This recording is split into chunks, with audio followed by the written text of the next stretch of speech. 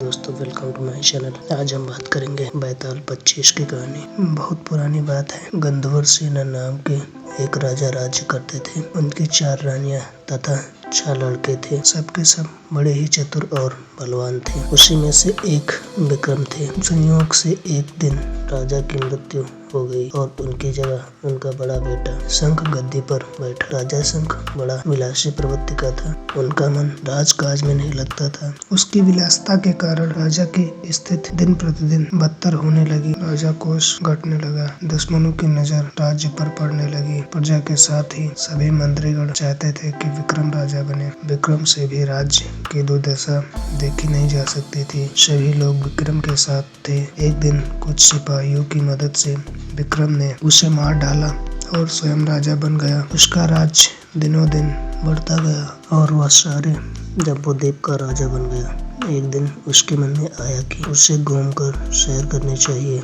और जिन देशों के नाम उसने सुने हैं उन्हें देखना चाहिए और वह गद्दी अपने छोटे भाई भर्तृहरि को सौंपकर योगी बनकर राज्य से निकल गया। धारा नगरी में ही एक ब्राह्मण तपस्या करता था। एक दिन देवता ने प्रसन्न होकर उसे एक फल दिया और कहा कि इसे जो खाएगा वह अमर हो जाएगा। ब्राह्मण ने अपनी पत्नी को दिया और देवता की बात भी बता दी।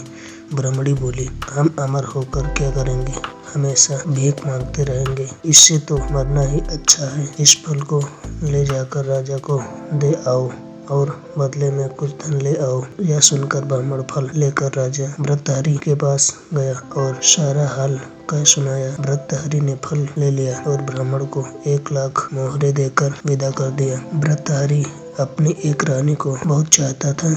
उसने महल में जाकर वह फल उसी को दे दिया। रानी की मित्रता शायर कोतवाल से भी थी। उसने वह फल कोतवाल को दे दिया। कोतवाल ने वैश्य के पास जाया करता था। वह उस फल को वैश्य को दे दिया। वैश्य ने सोचा कि यह फल तो राजा को खाना चाहिए, वह इसे खाकर सिर्फ पाप ही करेगी। राजा जीवित रहेगा तो सबका भला करेगा।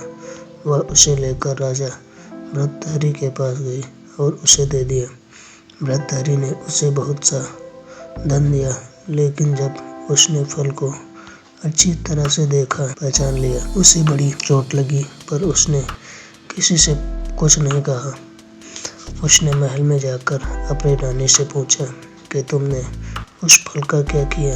रानी ने कहा, मैंने उसे खा लिया। राजा ने वह फल निकाल कर दिखा दिया। रानी घबरा गई और उसने सारी बात सच कह दी। भर्तृहरि ने पता लगाया तो उसे पूरी बात ठीक मालूम हो गई। वह बहुत दुखी हुआ। उसने सोचा, यह दुनिया माया जाल है, इसमें अपना कोई नहीं है। वह फल लेकर बाहर आया और उसे धुलवाकर स्वयं खा लिया। राजपाट छोड़ योगी का वेश बना जंगल में तपस्या करने चला गया। भर्तृहरि के जंगल में चले जाने से विक्रम की गद्दी सुनी हो गई। जब राजा इंद्र को यह समाचार मिला तो उन्होंने एक देव धारा नगरी की रखवाली के लिए भेज दिया। वह देव रात वहीं रहकर राज्य की रखवाली करने लगा। भर्तृहरि के राजपाट छोड़कर वन में चले जाने की बात विक्रम को मालूम हुई तो वह लौटकर अपने राज्य में आया। आधी रात का समय था। जब वह नगर में घुसने लगा तो देव ने उसे रोका। राजा ने कहा, मैं विक्रम हूँ, यह मेरा राज्य है, तुम रोकने वाले कौन होते हो। देव बोला, मुझे राजा इंद्र ने नगर की चौकसी के लिए भेजा है। तुम सच्चे राजा विक्रम हो तो आओ पहले मुझसे लड़ो, क्योंकि सिर्फ विक्रम ही मुझे हरा सकते हैं। दोनों में लड़ाई हुई। राजा ने जरा सी देर में देव को पछाड़ दिया। तब देव बोले, हे राजन, तुमने मुझे हरा दिया, मैं तुम्हें जीवन दान देता हूँ। इसके बाद देव ने एक कथा कही। राजन, एक नगर और एक नक्षत्र में तुम 3 आदमी पैदा हुए थे। तुमने राजा के घर में जन्म लिया, दूसरे ने तेली के और तीसरे ने कुम्हार के। तुम कहाँ का राज्य तेली पाताल में राजा करता था और साथ ही वह महान साधक भी था। आपसी शत्रुता तथा भोला लोभ के कारण कुम्हार ने योग साध कर तेली को मारकर शमशान में पिशाच बन पीपल के पेड़ से लटका दिया है। अब वह तुम्हें मारने की फिराक में है, उससे सावधान रहना। इतना कहकर देव चला गया और राजा महल में आ गया। राजा को वापस आया देख सबको बड़ी खुशी हुई। नगर में आनंद मनाया गया। विक्रम फिर राज करने लगा। एक दिन की बात है कि शांतसेन नाम का एक योगी विक्रम के पास दरबार में आया और उसे एक फल देकर चल दिया। विक्रम को आशंका हुई कि देव ने जिस आदमी को बताया था कहीं यह वही तो नहीं है। यह सोच उसने फल नहीं खाया, भंडारी को दे दिया।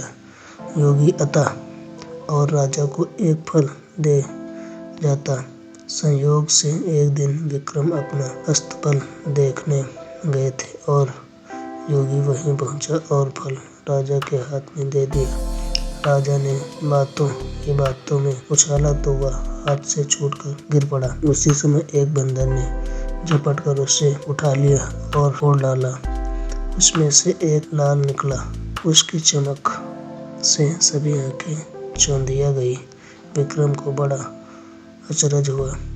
उसने योगी से पूछा, आप यह लाल मुझे रोज क्यों दे जाते हैं? योगी ने जवाब दिया, महाराज, ज्योतिष, वैद्य और बेटी, इनके घर कभी खाली हाथ नहीं आना चाहिए। विक्रम ने भंडारी को बुलाकर पीछे के फल मंगवाए।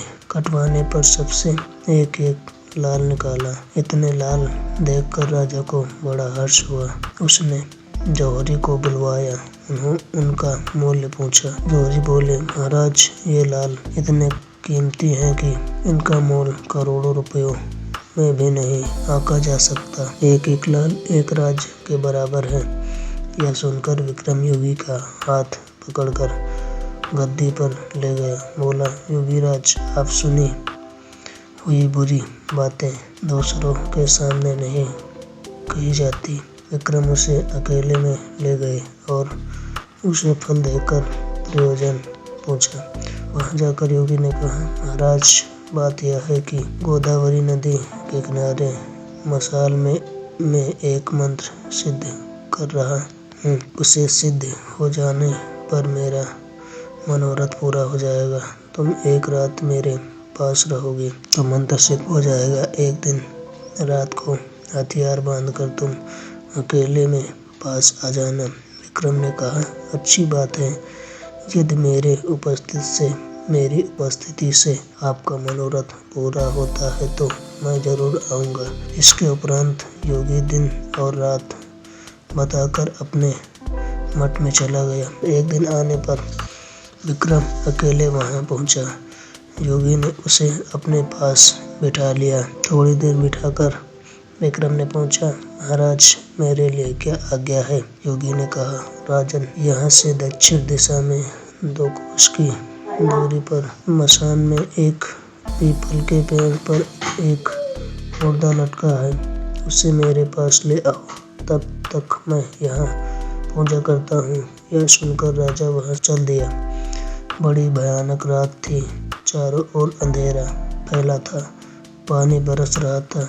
भूत प्रेत शोर मचा रहे थे। सांप आकर पैरों में लिपटते थे।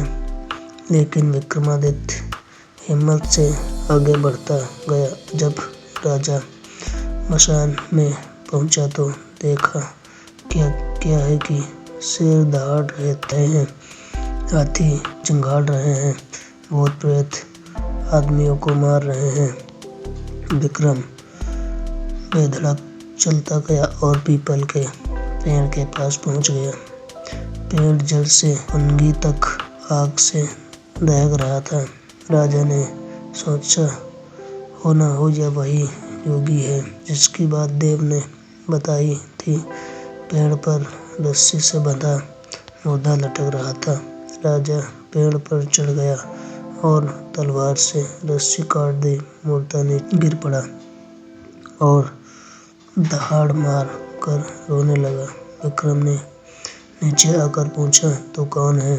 विक्रम का इतना कहना था कि वह मुर्दा खिलखिलाकर हंस पड़ा। विक्रम को बड़ा अचरज हुआ। तभी वह मुर्दा फिर से पेड़ पर जा लटका। विक्रम फिर चढ़कर ऊपर गया और रस्सी काटते बगल में दबा नीचे आया।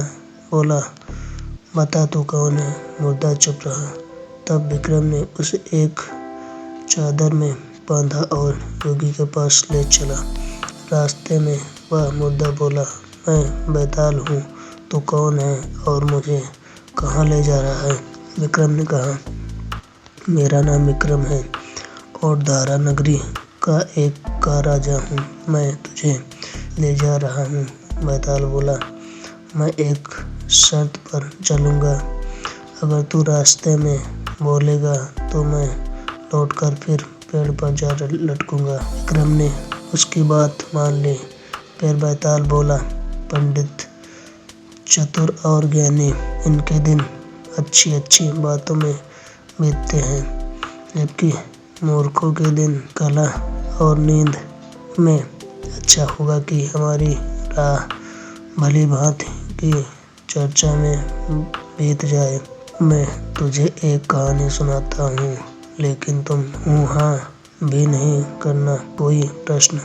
इसके बाद बैताल ने अपनी कहानी आरंभ की और दोस्तों, ये बैताल 25 की कहानी शुरू होती है।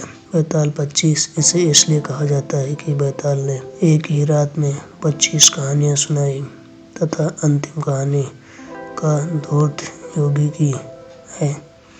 दोस्तों, यह स्टोरी आपको कैसे लगी मेरे कमेंट बॉक्स में बताएं। धन्यवाद।